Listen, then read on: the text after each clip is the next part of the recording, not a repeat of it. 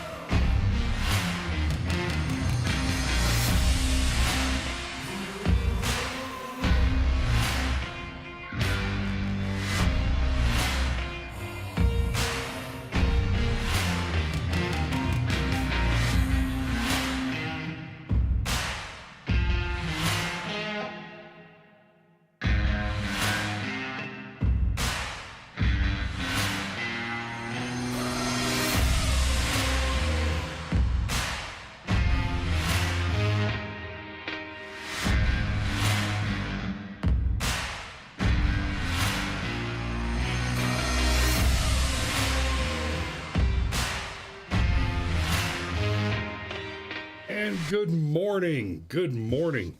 Whew, okay. I tell you what, live is hard mode. I am still getting used to the new the new configuration in the office with the much larger main monitor that, guys, it might be too much, but oh, and of course, you know, like I said, live is hard mode, and trying to do a live show with original content every morning, which I have done successfully almost every weekday for several years now.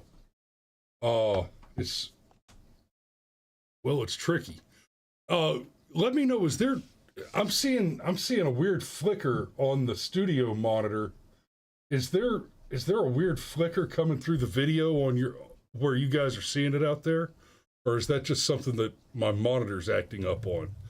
Let me know in the chat there. So, here's what we're going to cover this morning.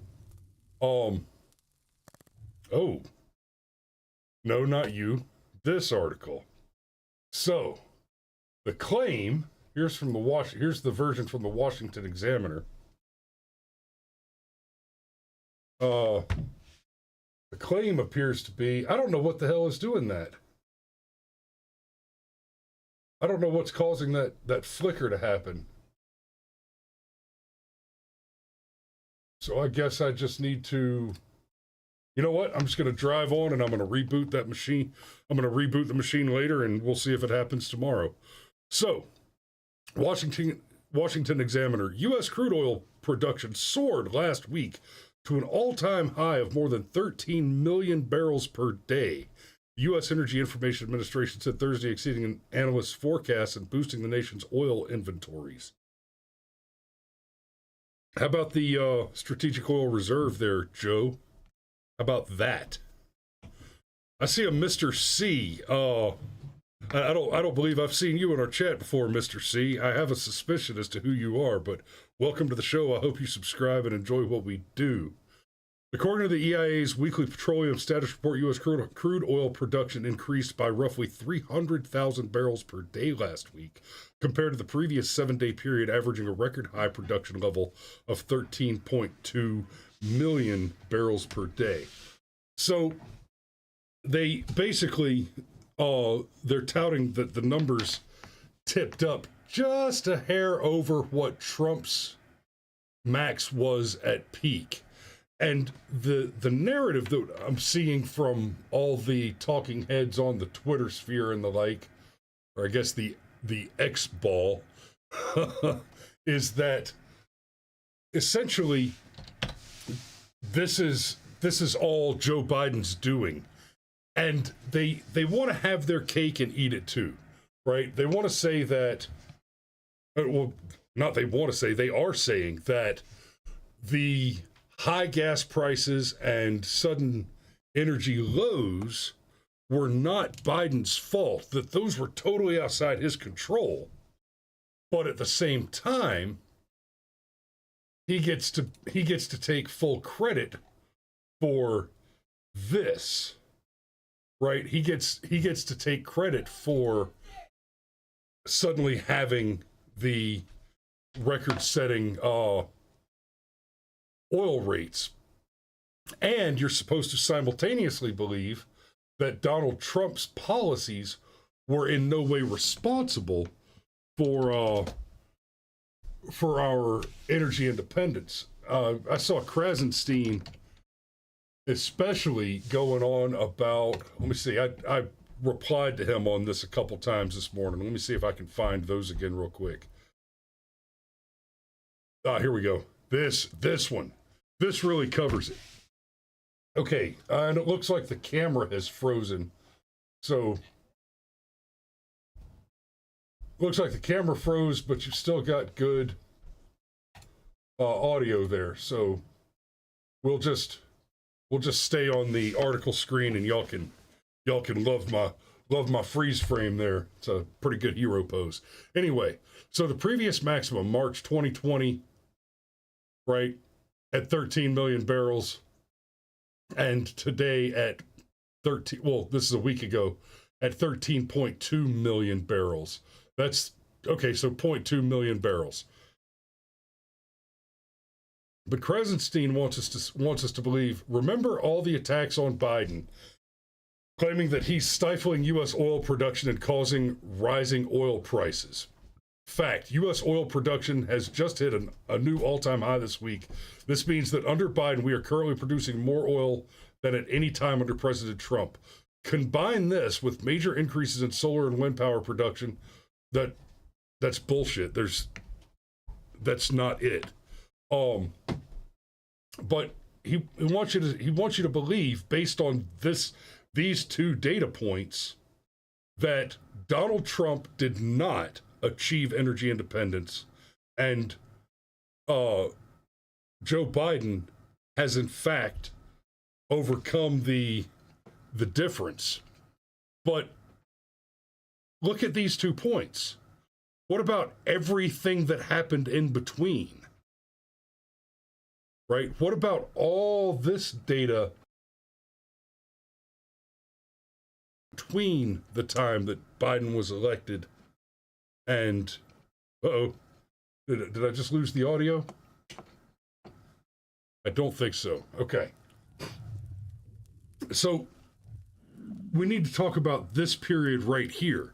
And as you can see, basically, as soon as Biden was inaugurated, right? Okay, so this says that this is March 13, 2020.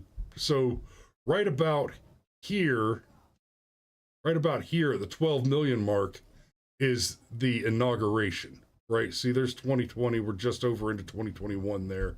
This graph is horrible. But it just drops out. And then you get these massive peak drops on a very slow, steady climb. Well, that puts 2021, 2022 right about here. And something very interesting happened in 2022. Let's see, did the camera come back on? It did not. I'm sorry. I'm going to try to ignore the technical issue since there's nothing I can do about it while we're live, ostensibly.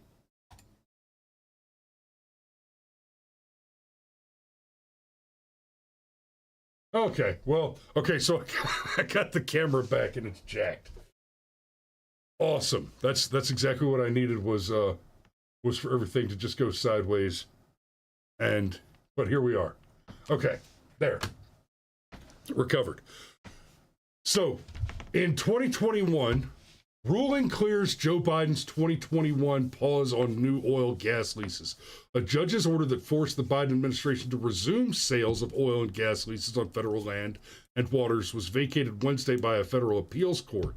It was at least a temporary victory for President Joe Biden, but the immediate effect was unclear. The much heralded climate bill that Biden signed into law Tuesday provides for new drilling opportunities in a compromise among Democrats and mandates that several lease sales be held over the next year in the Gulf of Mexico and Alaska. So Biden was essentially forced to he was forced by courts to backtrack on some of the disastrous policy positions that he took. And at the same time, we saw the rise of the Ukraine situation, where all of a sudden the entire oil market was messily in flux. Because let's go back to the original Russian invasion of Ukraine. Leading up to that, a big part of the tactics and strategies that were employed by the Russians early on were the sudden exorbitant extortion prices on Russian oil to European countries. We even heard stories of people in the more northern parts of Europe, like the UK, talking about how, because of Russians essentially holding oil hostage, extorting oil costs and rapidly inflating energy costs, that there were projections of increased cold weather related deaths expected to result from those exorbitant extortionary gouging prices.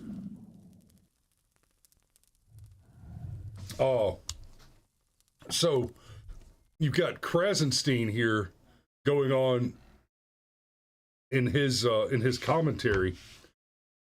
Reaper says, we are still heavily reliant on foreign oil and resources, and the environment is losing as a result of our peak oil production. Krasenstein says, America is leading the way in sustainable energy. We led in EV manufacturing as well as green energy production growth. We did. And we have been since Trump pulled us out of the Paris Climate Accords, right? It wasn't, as soon as he pulled us out of the Paris Climate Accords, we saw those numbers increase. And the more we learn about EVs and the like, the less brilliant they seem. So much like child exploitation, child, the P word, and all of that, the Democrats are a big fan of child exploitation generally. Let me remind you, you do not own an electric vehicle without financially supporting child slavery. All those rare earth minerals required to make your lithium-ion batteries. And I hate to admit it, but the truth is that is also the case if you own an iPhone or anything else. Hell, this mic set, anything else that uses a lithium-ion battery. That is all supplied through child slave labor in Africa primarily, and China. The Chinese do child slavery as well. I'm an equal opportunity offender here, and I mean, I'm not sure how much further to go with this, except that basically the leftist position on everything is that they want to have it both ways, right? You know, I don't want to go down a rabbit hole on other both ways conversations for the sake of this one, because it is a rabbit hole that'll take me away from the topic at hand. But here are the facts. Under Donald Trump, we saw the Abraham Accords, we saw record high oil production, actual energy independence. We are not, despite reports suggesting that we are now zero point 0.2 million barrels above Trump's peak.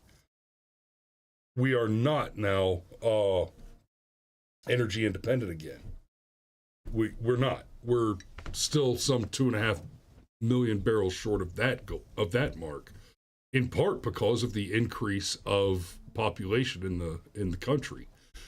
And let's make no bones about that. The increased population and power consumption in this country is not explained away by the mere replication of population over a period, right? The U.S. is at below replacement population birth rates. Our southern border, however, is very much at replacement level rates. That, coupled with the strategic sabotage by Biden's executive orders of the U.S. energy market from the very get-go, literally within the first 5 days he was in office. He shut down the Keystone Pipeline. He issued an executive order to end land leases on drilling on federal lands. He came in and intentionally, remember, when the enemy tells you what they're going to do, you should believe them, right? When you go into a courtroom to plead self-defense, you tell the judge, he said he was going to kill me. And this part's important. I believed him. Joe Biden said he was going to go into office and get rid of American oil, get rid of the American energy sector, dismantle it. And I believed him. I mean, he said it. Why should I doubt it? The only time you should doubt when a politician makes a statement is if he promises to give you something that has value. Pitt Danny says almost all of that oil is coming from 4 fields in Texas. Cameron got stuck in traffic on the way to the chat. Well played, my man. Well played.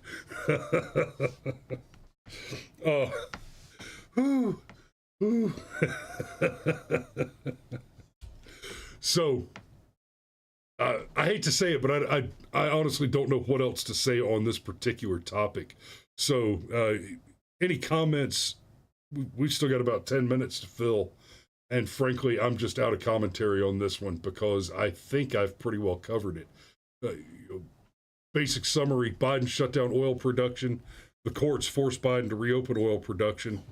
And now Biden's sycophants are saying that we've hit a peak production level above what Trump achieved, and it's by a fractional marginal amount. It's 0.2 million barrels. I'm sorry, 0.02 million barrels. So, not, so what is that, 20,000 barrels? That's, when you're talking about levels of oil production, that's next to nothing. Especially when you're trying to tout it as a big record-breaking moment. There is one other. Krasenstein said this. I did want to point this out. Krasenstein said, that's because our demand for oil plunged during COVID. It had nothing to do with Trump's policies whatsoever.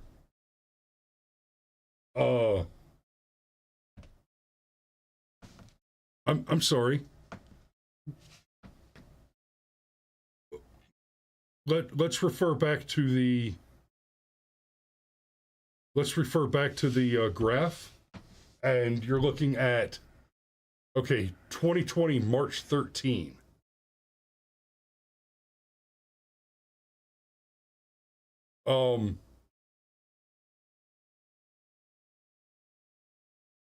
yeah, that right there is COVID.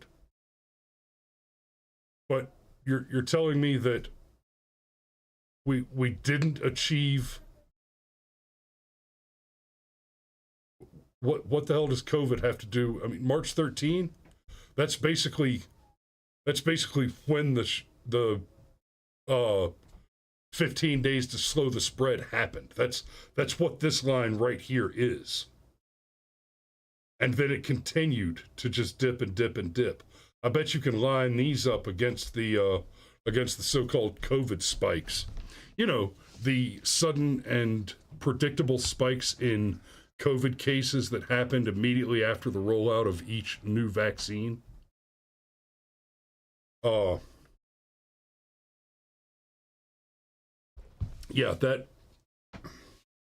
these people are disingenuous. He's just straight lying to you, and it blows my mind that